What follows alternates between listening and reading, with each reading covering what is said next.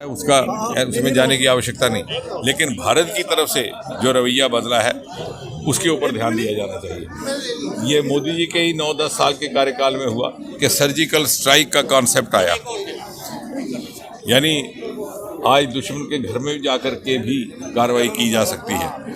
आतंक पर जिस प्रकार से नियंत्रण हुआ है उसका साक्षी कश्मीर घाटी है। पिछले कई वर्षों से पत्थरबाजी की कोई घटना नहीं हुई और उसका परिणाम और प्रमाण ये है कि आज लगभग 1 करोड़ से अधिक पर्यटक वहाँ पर आ रहे हैं। तो ये सारा बदलाव इसलिए हुआ कि एक निर्णायक कार्रवाई की गई दोनों स्तर पर। जो घुसपैठ हो रही थी सीमा के उस पार उसमें भी, और जो आंतरिक आतंक था उस पर भी, आतंक को जो बढ़ावा देने वाले थे उस पर भी, और यहाँ जहाँ हम खड़े हैं इस सीमावर्ती क्षेत्र में, इसकी चिंता भी पहली बार मोदी जी के आने के बाद हुई। फैमिली बंकर से निर्माणित किए गए।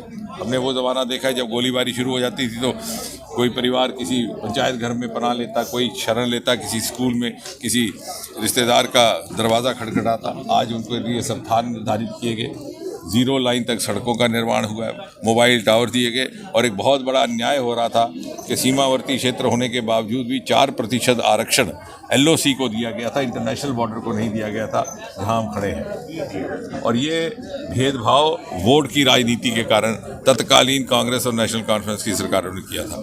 मोदी जी के आने के बाद वो भेदभाव भी समाप्त हुआ।